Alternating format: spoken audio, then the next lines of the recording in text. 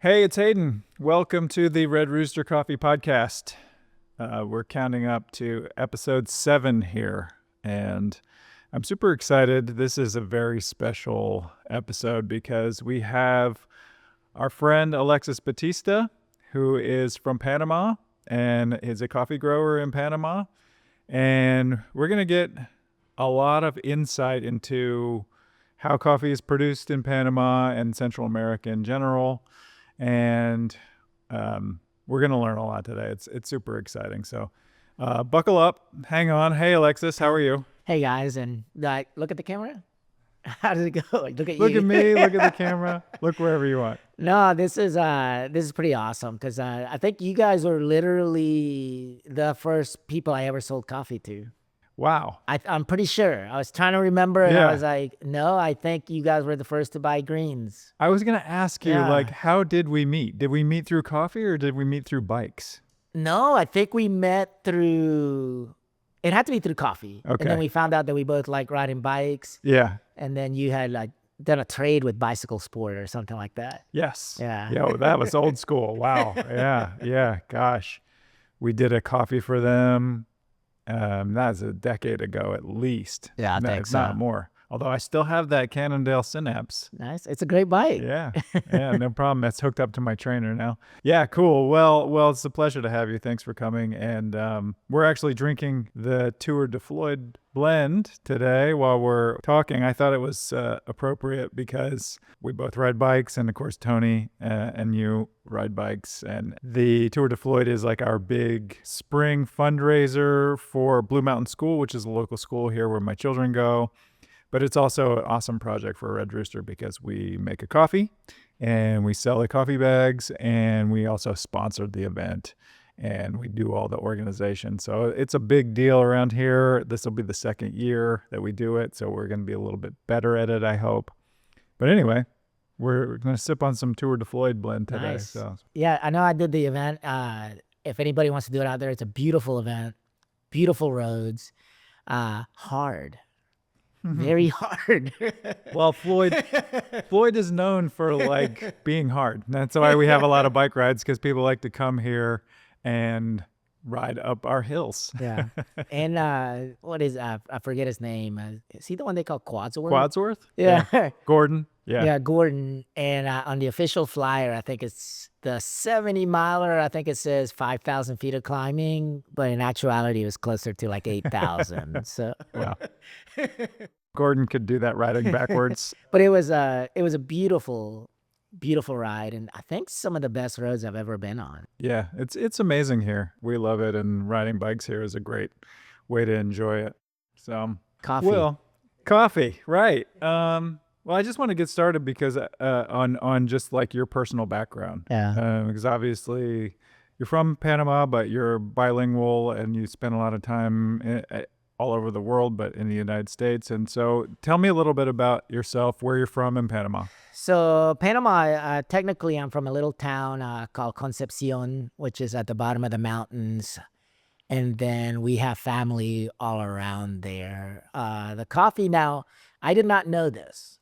So how we ended up in the U.S. is my mom married a serviceman. Oh, okay. Yeah, so that's how we ended up here. And they since got divorced, but we've all stayed friends. And I met up with him about a year and a half ago in Portugal, because he's living in Portugal now. Crazy. And I do not remember this, but he said that my grandmother, so we had like personal coffee fields, not fields, but just around the house or whatever. And then she would pick it, she would process it, and then she would pan roast the coffee.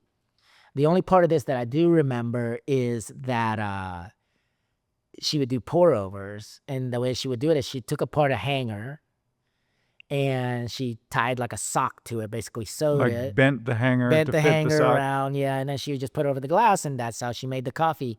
That part I remember. I don't remember the pan roasting part of it, but he's like, no, she would pan roast it there. And I was like, I don't remember that part. Wow.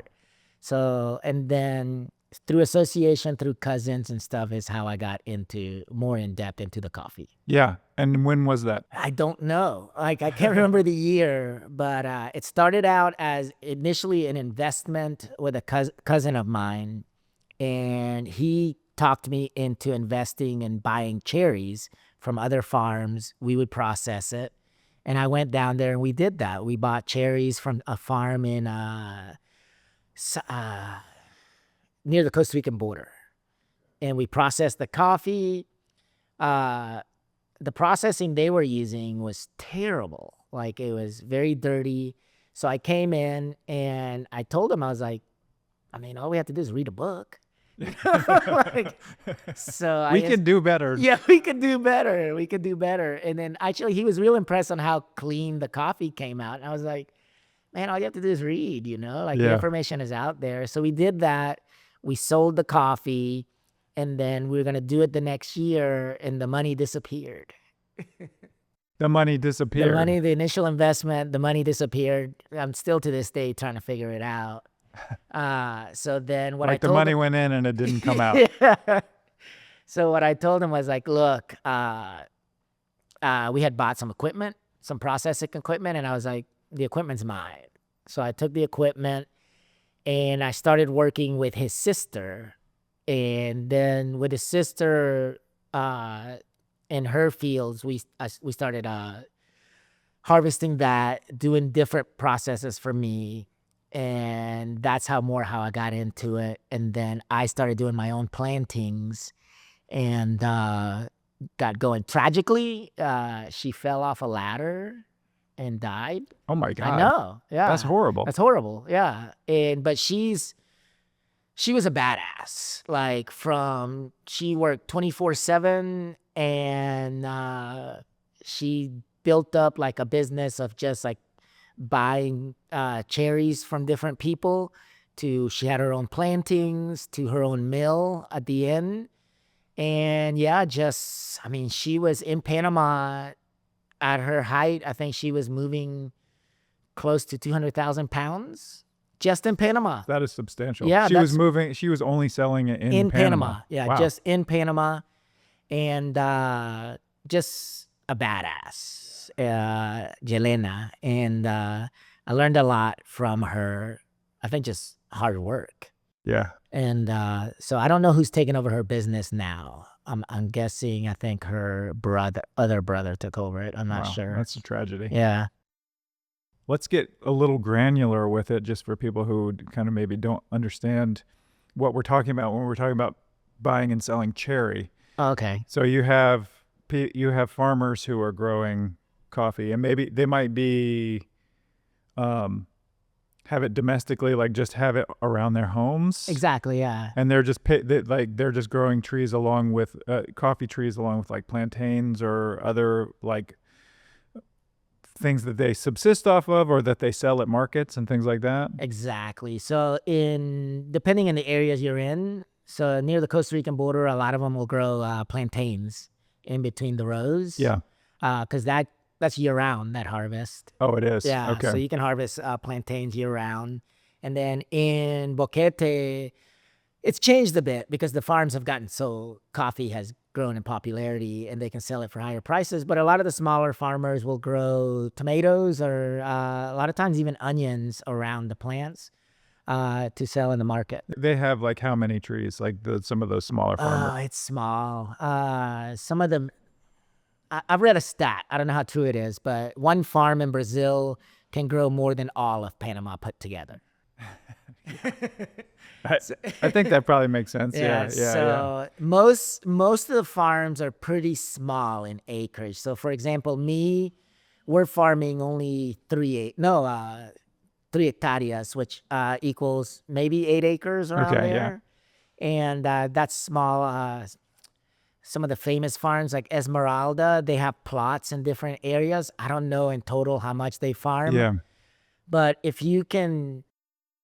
I'm hard pressed to find a farm that can fill more than like a container a season or 2 containers at most. And so someone like your friend, she would go and she would buy coffee from small producers who have like 3 hectares or less, and they would pick the cherry, and they'll go to her with basically a truckload of cherry. Yeah. Well, she picks it up because they don't have because a lot of the small farmers don't have the money To even transport it. So she goes to them, drives the truck, and they count the latas on the side of the road. So the latas are basically a 5-gallon bucket, and she'll pay them per 5-gallon bucket what they pull out that day. Now, correct me if I'm wrong. I mean, it seems like it would be pretty hard to gauge the quality if you're basically have a 5-gallon bucket by the side of the road. It wasn't about quality with her. It was more about the quantity. Okay, yeah, because she was selling in country. She was selling in country. And what's that coffee going to turn into? Is it going to turn into instant? Is it going to turn into... No. It'll be sold, let's say, like in the grocery stores by major players, like, let's say, in Panama, it would be Café Duran. Duran is probably the biggest one. And it was a Panamanian company. And so they're just looking for cherry. They're looking for bulk. Yeah, cherries. Now, they will pay more for ripe cherries. So when you go and you work a contract with them, you guarantee them that you're going to bring ripe cherries. They're going to float it. Yeah. And if there's too many green cherries, that's on them. They might not buy from you next time. Yeah, exactly. So you're kind of guaranteeing them. But for the most, they just want bulk. Yeah. Okay. Interesting. So why, I mean, I don't want to get too in the weeds, but I'm curious, like, why wouldn't they just go buy the cherry? Like, why do they rely on the mill? I think it's just the manpower. Convenience. And the convenience of it. And some of these, you have to go in the mountains to get some of these coffees out. So you're talking in little 4-wheel drive trucks. You're not going to drive Jeeps if you're Duran up to go. So it's, that it's been set up that way. And I think it's just like, it's the way it's done. Yeah. Well, that makes sense. Yeah. Although the other side of that coin is, so on the one hand, the buyer can't guarantee the quality, but on the other hand, the seller is probably getting like a bottom dollar for that, right? Like if they drive out to the side of the road with their 5-gallon buckets of coffee cherry, how are they negotiating price? From what they hear. Yeah. What their neighbors are getting. Yeah. The mill has the power. The mill controls the price. Yeah. So the mill tells, my deceased cousin, like what they're willing to pay her. And then she has to go and beat down the farmer so she can get that transaction. Because she needs the margin. She needs that margin. Yeah. So the farmer at the end, the farmer makes the least amount of. Is on the lowest end of the totem pole. Exactly. Yeah. Because he has no way to get that coffee out of there. Right. Because he doesn't have a mill. He doesn't have a mill. And he doesn't have the transportation to get the coffee out. Right. So he just has to take what he can get. Exactly. And if somebody says, I got $1.50, then he could say, well, hey, could I get $1.50? Basically. It's pretty hard on them. Yeah. But Boquete proper is a different animal. How so? There's more money. Because of the Geisha producers? Yeah, and the influx of investment.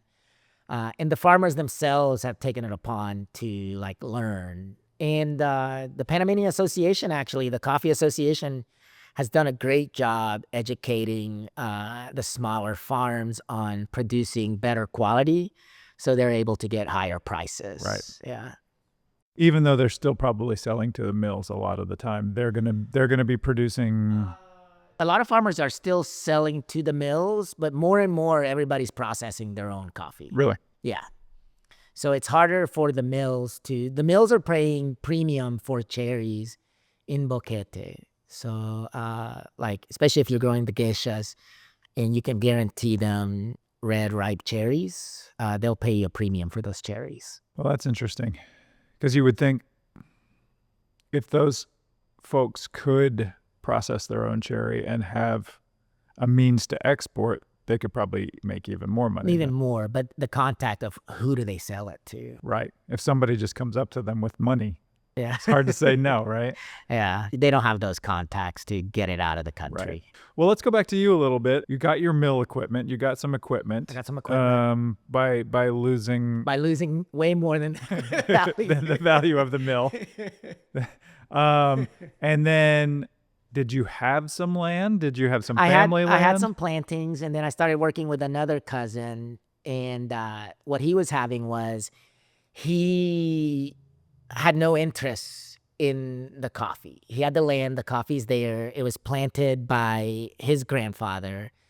And he's like, man, let's work together. Because he's like, I don't make any money out of this. Yeah. And it's almost like a losing proposition. And I was like, yeah, let's go look. And I didn't know what he had. And as it turned out, he had 90% típica. Wow. Yeah. Which they call criollo. And say it again. Criollo. Yeah, so you hear like, oh, criollo. What plants do you have? I have criollo. You're like, I don't know what that is. And it's just like the native, they call it the native plant. And it's típica. Wow. And típica, but the problem with típica is it just doesn't throw that much coffee. Right. Yeah. Right. It doesn't produce like a caturra. Yeah, exactly. Or something like that. Yeah. But it's a beautiful coffee. I love it. Yeah. Well, everything that we've had that you've given us has been incredible. So. And it's the plant, it's like. It's the mother plant, right? I mean. Yeah. The Típico is the first commercially grown coffee. Throw back 1,000 years here to when coffee was leaving Ethiopia and going to Yemen. That was what they were planting in Yemen because it was out of the varieties that they had at that time or that they were using at that time. It was the best tasting and the best producer. And it seems like it's actually resistant to disease. Yeah. Yeah, it really is. I know the catuais and caturas are supposed to be. Yeah. But they don't seem to be as resistant. But Bourbon is very subject to disease.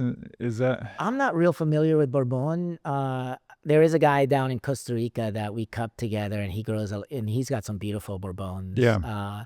That I don't know that much about it, that particular plant, because I've always only dealt with the geishas, the catura, catuai, and the típicas. And the Típica. Yeah. So you took on this project with your other cousin.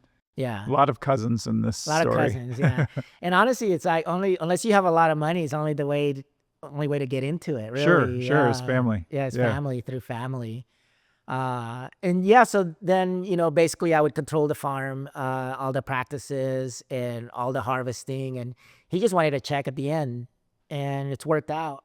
And then I have my own plantings. So I have about, in acres, I have about 2.5 acres, and it's típica, mostly típica and some geishas. So how are you currently running harvest? Are you, hiring pickers? Yes. So the way it works is there's 2 guys that predominantly work on the farm, and then when we go to harvest, we take people from the other farms that want to make extra money, because we do pay more per lata, and I'll pay them more per lata. And then the guys actually have been awesome, like picking ripe cherries. Since I'm paying them more, they'll do it, and it's not an issue. Slow down a little bit to pick the ripe cherries. Yeah. And is that the issue when you're picking? Is it like if you're getting paid per lata? Yeah, you're just gonna pick everything, right? And so then if you get paid more for picking ripe cherries, then you slow down and you just pick the red ones. Yeah. You still want to go fast because you still want to make more money. Sure, of course. And my other friend, he just told me that he's paying per hour. Really? Yeah, he's paying per hour his workers. And I was like, how's it working out for him? How's it working out? And it's still up there. But yeah. he's got some beautiful coffees. And I think his geisha at Best of Panama, his geisha, I think it was like 4th washed. Yeah, 4th place washed. And his nothing to sneeze at. Yeah, and he's got another varietal chiroso. Yeah. We love his chiroso. Yeah, he's growing chiroso, and that's a wild coffee. I love it. Yeah. It's got like a savory thing going. Like it's sort of sweet and savory at the same time. Yeah, with his, I got a lot of nutmeg. Okay. Yeah. Yeah, spicy. Yeah. Totally. So, but and his farming practices are pretty badass too. So he's doing it right. That's cool. Like it's not just, you know, Instagram pictures. Like he's trying to live it. Hunter Tedman is his name. Okay. He's an awesome guy. That's Actually, cool. he's the president of the association right now. Okay, so he knows what's up. Yeah, I mean, and he works hard. Yeah. Yeah, and he lives it. That's cool. Yeah.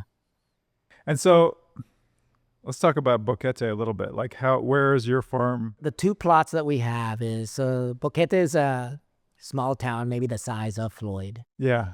And the mountains just go up from there. I've never been there, but I'm going to remedy that. But we're talking about like a volcanic bowl, basically, like a kind of a crater that, in my understanding of it, is like kind of creates a little microclimate in this volcanic bowl with the city, the town, Boquete in the center. Middle. Yeah. And the farms kind of radiate out from there. The farms radiate from there. None of the farms, that's the kind of cool thing about Boquete is none of the farms are really that far from city center. Okay. So it does make it a little more feasible and easier to transport the coffee. Yeah. And the government has paved a lot of the roads to the farms. So even the government did. Yeah, the government has. So they've worked hard on getting farmers a way to get the stuff out. Yeah. Now, some of the farms, like, because with the weather, I know some of the farms have moved higher up the side of the volcano, and some of those roads are still, like, there's no roads to. Are they doing that because they need more land? More land and colder temperatures. The temperatures don't get as cold. Is that a climate change issue? I think so, yeah. But yeah, I think it is a climate. It doesn't get as cold as it used to. Yeah. But then sometimes it gets too cold. Right. Temperatures are more extreme. Yeah, so it's more extreme. So if they're going up higher, the temperatures are dropping to where it can hurt the plant. Yeah. But I think Panama has concentrated a lot on the processing and how to produce this. But I think it is the land. I think Boquete and the bowl and the mountains surrounding it are specifically tailored or, benefit growing Geisha and Typica? I think so. I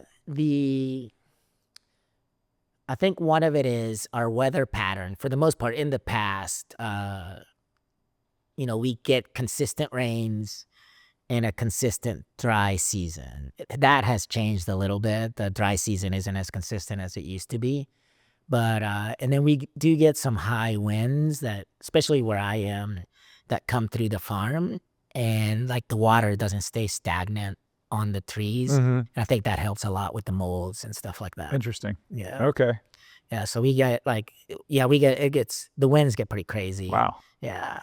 And I think it helps. Yeah. That's not something I've thought about or heard before. Yeah. So it's naturally drying, and most of the farms that you'll see aren't packed together. The trees are at least 7 feet apart. So they're not just like stacked on top of each other and having lots of condensation. A lot of condensation just hanging on and there. Just yeah. a great place for fungus to grow, basically. Yeah, that's interesting. Your coffee education is basically self-taught. Self-taught and basically... And working with your cousin. Yeah, working with my cousin. The processing, I'm not scared to ask questions. And again, I just have to say, Panama, like, everyone is really open, and I think everybody's been learning together. Right. Because, 10 years ago, nobody cared. I mean, I think it's pretty recent that people started really caring what coffee tasted like. Yeah. Yeah, and those producers maybe like never had a chance to taste their own coffee. No, there's still producers that have never had their coffee. Yeah. It used to be you would, like, let's say you were buying cherries off of someone. You go there and you're like, oh, let's drink coffee, and they just give you instant Nescafe. Yeah. They never tasted their own coffee. They just sold off the cherries. They weren't making a one-to-one relationship to it. Yeah. Yeah. It was just a crop that they had to sell. And I can remember, even being in like Nicaragua, Costa Rica, where producers are sort of like watching you taste the coffee. Yeah. There's a lot of pressure all of a sudden, like, Yeah. it's good, but like they had not had a sort of third party assess the coffee. Like they were at the stage where they were like tasting the coffee and they were trying to improve, right? But then this would be one of the first times where somebody would taste it and be like, this is what we're looking for. Yes, you're doing a good job, Yeah, no, and again, like to answer your question, I asked a lot of questions. There was it's called Finca La Milagrosa, Don Tito. He helped me out a lot because I would just go ask him. And he built all his own equipment. He's kind of like, he was a little legend in Boquete. And he built like his own dryers, his own, because he didn't have the money. And he built it out of car parts. And he has, one of the best geishas I've ever had was from him. It was like pure lemonade. Yeah. It was awesome. Yeah. So you were saying earlier that like acidity Yeah. from Boquete is, I something that you look that's for. my personal opinion. Yeah. I think like a Panamanian coffee, you can spot it from the bright acidity. It should throw citrus, lemons, orange zest. When I taste that in my coffee, I'm like, oh yeah, I did it right. I feel like the really shining examples for me have always have had so much clarity. Like you can get a lot of like jasmine, honeysuckle, like super floral from Colombian geishas. And really like, small lot geishas around the world will have a lot of floral aspect, but then you sort of like muddy in the center, like not muddy, but cloudy, not a lot of clarity. But like the best Panamanian geishas are like, they're crisp. Like it's like you can taste each individual note as it crosses your tongue. They are clean coffees in general. Even the naturals come out a little cleaner. Yeah. And very distinct flavors. Yeah.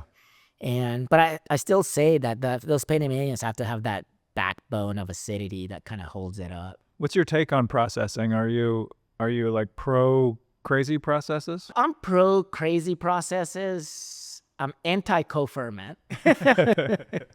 Anti co-ferment. Tastes like Kool-Aid. Yeah, but like no, bringing in like foreign agents to the coffee and the fermentation. But it's at the same time, I think it's cool that people are doing it. You know? Yeah. Right. I don't want to do it because I like for my coffee to have like a time and place. And that's interesting. Yeah. So I want it to taste like that area. You want it to taste like the terroir. Yeah. You want it to taste like where it was grown. Yeah. And be able to sort of like specify those things. So like, this is going to taste like this year after year. Yeah. Because of this. And it does, except that one kind of crazy ferment I did where it was straight Kool-Aid. And I felt it lost the time and place. I remember that we bought a coffee from you that you like had an extended drying period though, where you like you had it in like a carport. Yeah. Or like in the shade where you dried it for like a really long time. And I stick to that even now. Oh, really? So every coffee I do now, I extend the drying time because I feel a lot of it gives it time for that seed to absorb those flavors. Yeah. So on my coffees, I do extend the drying. Like if I feel it's drying too fast, I'll pull it off. My other buddy has a theory that he wants the coffee the first few days to, especially naturals, to dry really quick, and then it encapsulates it, the exterior. It holds it in. It holds it in, and then he'll extend it. I haven't tried that yet because I'm like, oh, it's too hot. No, I'm pulling it in. Yeah. But I think next time I'm going to try to do like a really fast drying the first couple of days in hot sun, and then slowly take it out. Yeah. And I mean, these lots that you're doing like this are pulled from basically your plantings. Yeah. What's the long game for you with those? Are those experiments that you would apply or that you would help other people apply to their crops? I feel really confident about my processing. My theories have come from like wine. So how like the fermentation in wine. So I did basically like a 2-month internship in Burgundy and Cool. helping again learn about fermentation and how they do it. But I don't know how great it was because they're like no hands off. They're like, no, it's in the vineyard.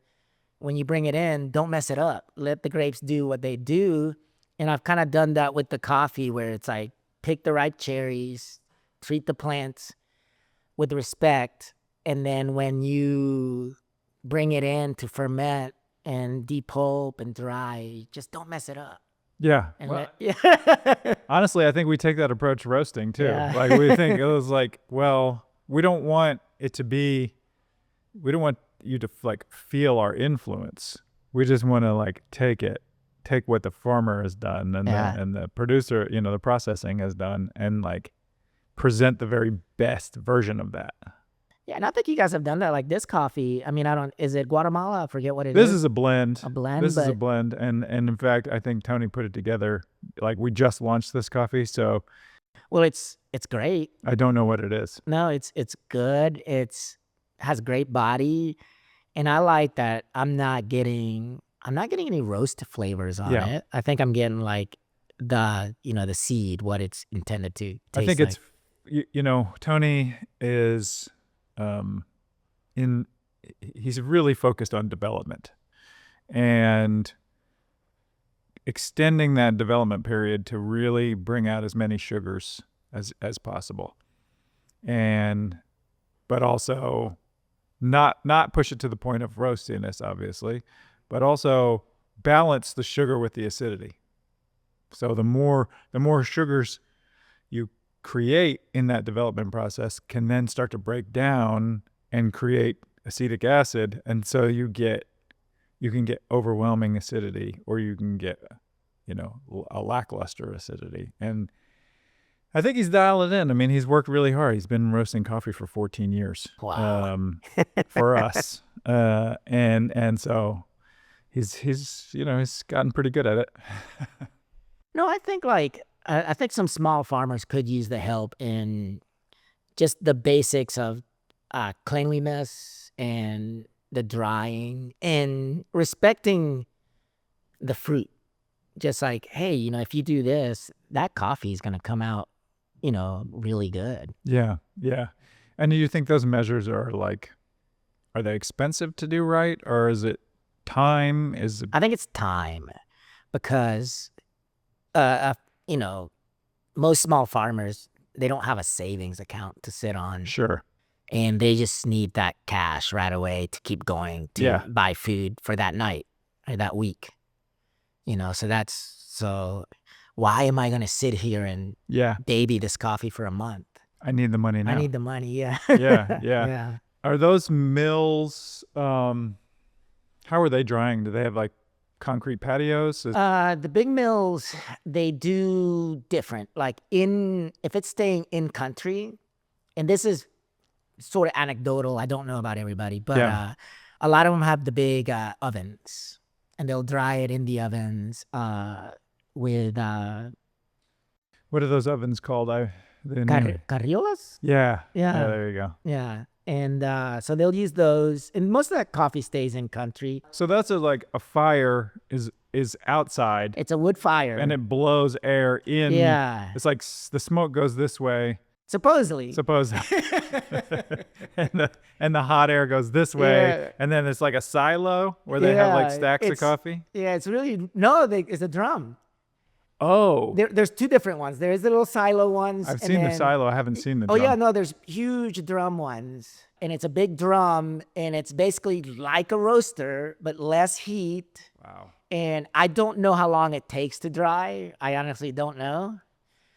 But in certain weather conditions, and you don't want to lose your coffee, you do that. But again, these mills that are doing that, I don't think they're treating the specialty coffee that way. Right. This is the bulk coffee that they'll sell off. Yeah. Yeah. We had a coffee that was dried like that, which was an incredible coffee, but then we realized that it wasn't fully dried. Okay. And it actually went really bad. Oh, wow. It turned into vinegar, basically. No, that's in the beginning, that was one of my biggest worries was is the seed to the right level? And I bought like a little Moisture meter. moisture meter.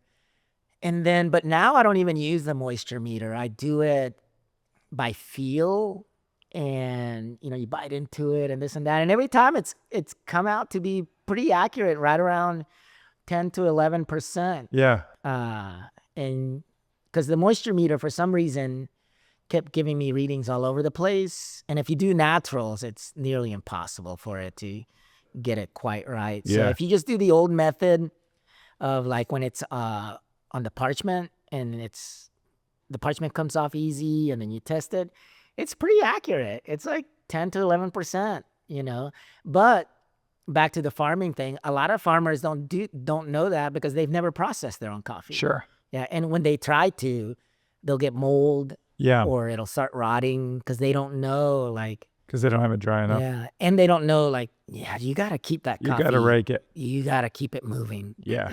Especially naturals. Yeah, I'm always struck at Origin where like the day is basically spent raking. I mean, it's on a big mill.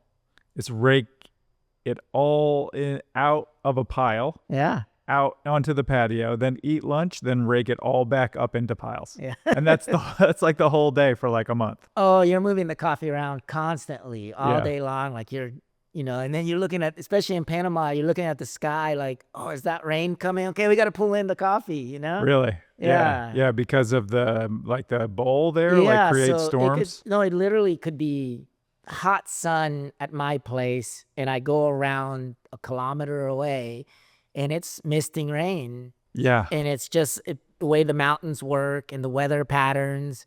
So you do keep an eye out in the sky all the time, especially if you're drying. Now, people are drying in greenhouses now. Okay. Yeah, like hoop houses. Yeah. Yeah. So that's another aspect to control it. I haven't done it yet. My buddy was having issues with the wind, always tearing up his Sure. plastic. Because you said that the wind was really intense. So he's like, oh man. So he was trying to find a place in the farm where he could get sun and build that. But I think he ended up building a glass one. But then he said it got too hot. So he was trying to figure out how to ventilate it more. So it's like this crazy process. Yeah, no doubt. Patios or are they using the like mesh material? The big mills are using mostly patios. The specialty stuff, I like to do the beds, the raised beds. Yeah. I feel it, but then you run out of room is the issue. Yeah, you run out of room because they take up so much room. And then, there's like different theories of like how thick to make the coffee in the beds and that kind of thing. I've never gone really thick.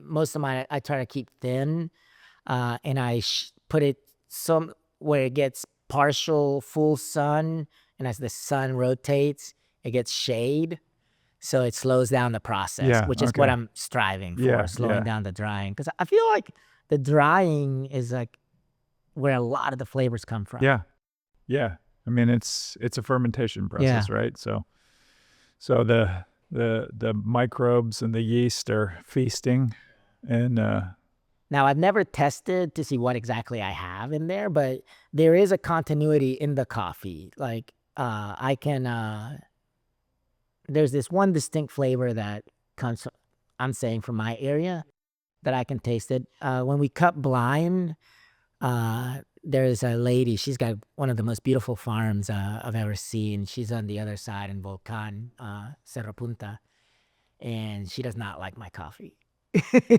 And I know when she gets to my coffee because she's not a good poker face. And she gets to it and she's like, and I know exactly the flavor that she's getting, that I think she's getting.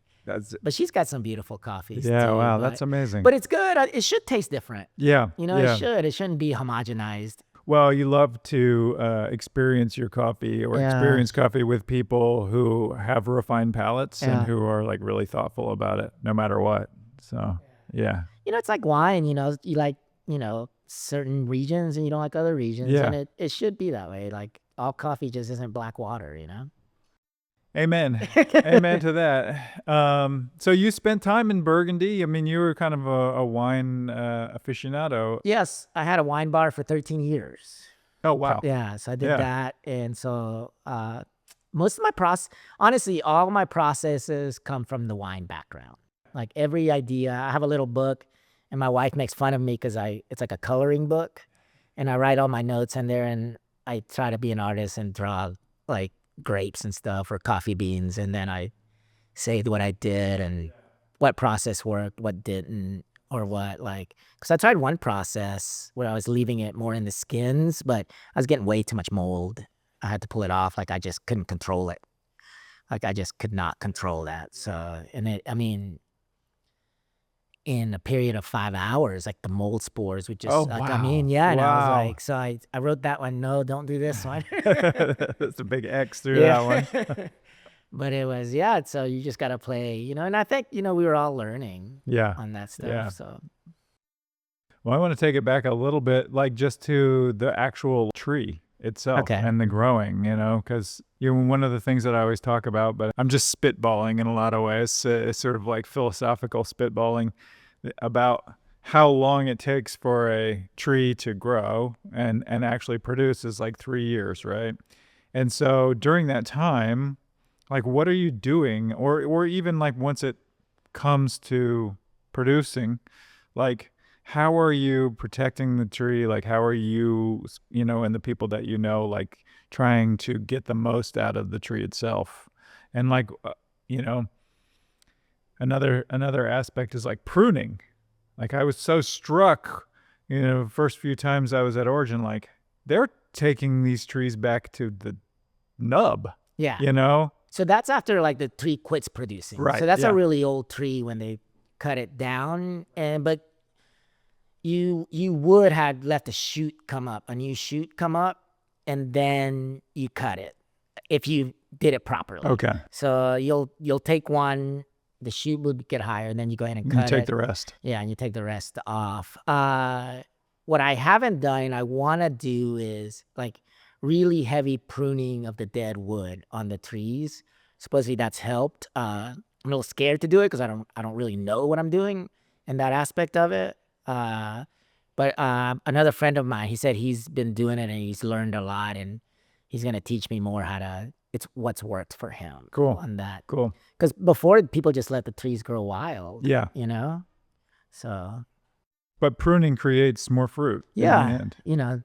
And hopefully like a healthier tree. Yeah. Yeah. Or else they'll like self prune or have dead branches. You have just dead branches or just branches that don't produce, like I think in Spanish we call it like the hardwood. It just doesn't produce cherries. Yeah. Are you like fertilizing along the way? We do fertilize. So I don't use any like chemical fertilizers. So I do use a friend of mine that has a mill. He'll sell me, it's a mixture of the old cherries and the parchment. Yeah. And then he's also mixing in chicken manure, and he'll sell me bags of that. Okay. So I use that. On the trees to control disease, for Roya, I've only had to spray like chemicals really. One time there was like a pretty good spread of it, and it was, what year was that? I think it was like 3 years ago. We had to spray pretty hard, but it was like one section individualized. I don't have like a big old motor one where it's just express smoke everywhere. No, it's like individual plant. And Arroyo is kind of the most famous like the rust coffee disease. rust. And it does come on quick. Like how quick? Oh man, like once you start seeing it, like it'll start underneath the plant, and you'd be surprised like in a couple of weeks it'll start spreading. And then in my area, well, not in the other the higher plot, I don't have this issue. But on the lower plot, what I've had an issue with are ants. Yeah, carpenter ants. Really? Yeah. Eating the trees? They'll eat the tree. Oh my God. Yeah, they'll eat the tree, and but it's funny what another farmer taught me is to plant lemon trees or citrus, because they'll eat that first. And then you'll see them attack the citrus, and then you follow the trail to their nest and take care of it. Wow. But they'll I've never heard of that. Yeah, no, they'll decimate it. Wow. Yeah, and I think they're called carpenter ants, and it's cool to see it because it's like this whole like they have like their soldiers and the carriers and protecting, and it's really cool. But, It's like, I'll watch it for a little while. Yeah, and they'll then... decimate the first time I saw it was at night, and it felt like the ground was moving because there were so many of them. Oh my God. Yeah. That's incredible. Yeah, and I think the issue is in my area where the second plantings used to be more coffee farms there, but people abandoned the farms and they cut the trees and just put cattle, and there's nothing for them to feed on, the ants. Yeah. So then they start attacking the plants. Yeah. They go to the next best thing. Yeah. Wow. Is that common? I mean, it seems like coffee's lucrative enough in Boquete that people are growing coffee. The ants it's not a common thing. Like they're higher up. It must be an environmental thing that they don't go that high. Yeah. Yeah. And what about oro de gallo, my personal favorite, the little eye fungus that grows out of the leaf? Do you guys have any of that? I haven't had that issue. Oh, okay. No, I haven't had that issue. The only other issue I've had is if you look at the seed itself, it looks burnt on one end. Huh. And in Panama, they call it Diablo de la Montaña. And what it was explained to me is that temperatures were dropping too low, and it scars the seed. Oh, okay. I don't know how true that So is. like freezes the tip of it or something? I don't know how true that is, but that's what I was explained to me. Frost nip? Yeah, causes that. Yeah. Yeah. Oh, okay. But I don't know if that's what the way it explained to me. It's something about the like rooster eye, the way that it has like a slit and a round in it. It looks like this fungus, the oro de gallo. No, I haven't seen that one. okay. Yeah, I haven't had that issue. Yeah. Good. Yeah. What's like present day look like for you? I was just having that conversation with my wife because I recently got married 2 years ago. Congrats. Thanks. Yeah. And my plan was to spend more time in Panama. For a marriage, kind of doesn't work. Yeah. So I'm still trying to figure that out because I do want to take the coffee to a higher level. Like that's my goal. You want to produce more coffee? No, I want to produce better coffee. Okay. Yeah. Yeah. And that's actually how we feel here. It's Yeah. like, I want to produce better coffee, the best coffee I can produce, especially washed coffees. Like I think washed coffee is like definitely my favorite. I've been doing mostly naturals because kind of the market kind of wanted naturals, but when I have a beautiful washed coffee, I'm just like, this is incredible. It's the pinnacle. Yeah, to me it is. Yeah. And I'd love to produce a better washed coffee or the best washed coffee I can. And my facility, I want to improve my facility to do that. And, that takes money to improve the facility. And you have to spend more time there. So we're trying to work that out. How am I going to be able to do that with being married and coming back and forth in Panama? Part of it is better management of people, which I think I've been really bad at, just delegating. It's impossible. It's like the biggest challenge. Yeah, so delegating. But what I have done is the two guys mainly that work for me, before we start processing coffees, at least once a week, what we'll do is we'll go into town. And the beautiful thing about Boquete now is there's beautiful cafes because it's there. It'll support it. Yeah. And I'll go and I'll have one of the baristas teach them, like, one, how to make coffee and like how it works in that side of it because they've never seen it. And the importance of the difference in flavors. So we'll do that in the mornings before we go do the grunt work. And I'm hoping it teaches an appreciation of why we're treating the coffee this special. And I tell them too, I was like, man, if you learn how to be a barista, like quit and go, like, it opens up a whole world to you. It opens up another world. And Yeah. I was trying to get one of the guys to go take English lessons, Yeah. and because he could be like a guide, like a coffee guide. Sure. And doesn't have to do, because it's hard work Yeah. It's such hard work and labor intensive. How long is that? So this in Panama, different areas depending on elevation ripen at different times. I start harvesting 1st of December, late November, and I don't finish harvest till usually like mid-March, because we only pick ripe. So we do different passes of the farm. So like every 2 to 3 weeks, we do a pass of the farm. Yeah. And we only pick ripe. And so we wait for it to ripen up in enough ripe coffee for the guy to make money. So we wait for that. And it's usually every 2 to 3 weeks, we'll do a pass of the farm. And, but it gives also time for me to spend more time processing and going through that. And I'm pretty lucky where I am, where I process, because I just process at the house. And it's built on a hillside. And the garage, basically my garage is the processing area. And on the back of the garage, temperatures stay really cool, almost like a cellar. So I've noticed that because I ferment in grain barrels, and if I move the barrels to the back, the fermentation slows down. And then if I move it to the front, the heat comes up a little faster. So I call it like a cold ferment. Fermentation is creating its own heat anyway, right? Yeah.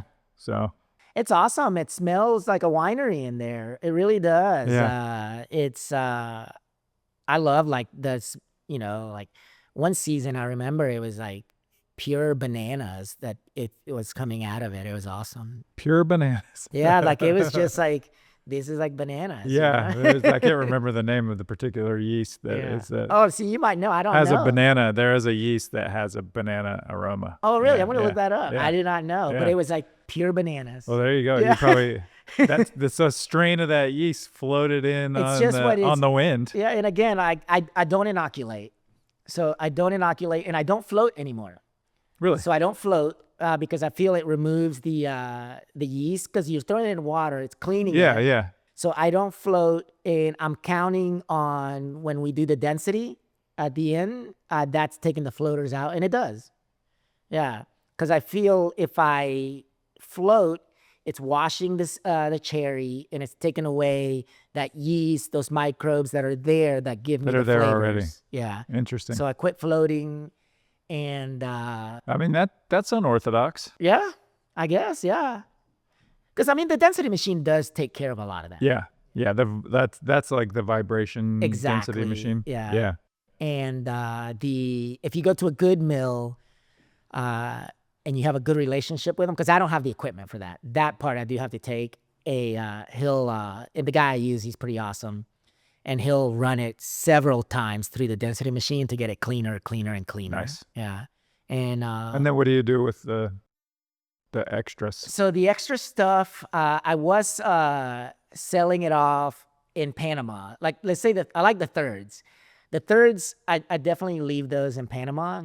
And I worked out I was selling it, but it was like almost not worth the money, like the time. So I met a guy, and he has a little roadside restaurant that's really awesome. And I trade him he gives me credit to eat there. And then I give him my coffee. So that's what we do. And the coffee's pretty good. So get this. So he sells it. All the taxi drivers, bus drivers, locals go there. And he sells it 50 cents a cup. And he told me he moves 80 to 100 cups a day. Dang. That's not bad. Yeah. On like on shards of coffee. Yeah. Now, I don't know who roasts it for him. It's on a pan in the back. I guess. I don't know. I tried roasting it, and it just like, it's nearly impossible. It just like burns it. Yeah. Yeah. Interesting. That's funny. But it tastes pretty good. And like, I was like, this is a natural. Yeah. But yeah, 80 to 100 cups a day at 50 cents. I'm like, dude, that's awesome. Yeah. Give me a taco and a cup of coffee. Thank you. And he makes the best food too. Yeah. What's the... Oh, typical, like I would call it like a meat and three. Yeah. So like chicken, rice, and vegetables, and plantains, the traditional meals. But my favorite thing he has there, he does like natural juices. And I think what he's doing is he's trading people too for like the fruit that they can't sell at market that doesn't Yeah. look right. He takes it and he makes like fruit juices out of it. Ingenious. Yeah, Panama's known for Boquete is known for its strawberries because we can grow them up there. So he does like a great little strawberry juice. It's awesome. That sounds awesome. Yeah. That's Oh, it's I want great. that Yeah. right now. Yeah. Oh no, it's good. I miss it. Yeah. Well, so let's just say, let's dip into like the theoretical for a minute, like a sort of like personal, selfish, personal, philosophical journey. Like, what would it take for a roasting company like Red Rooster to like get, what we would like to do ideally in the future is like be connected to more farmers like you, or farms that who are like maybe disconnected from their coffee, disconnected from the like final product. You're a very special instance because like you lived in the United States, you know where it goes ultimately, you know what the consumer wants, and you also like have the background, you have the wine background, you have the coffee background, and you have the palate to say like, I know what I'm looking for when I'm processing. But that's not everybody. And you talk about the smaller farmers that are taking lattes to the roadside and selling them to the mills. And I'm just like, my mind is thinking, well,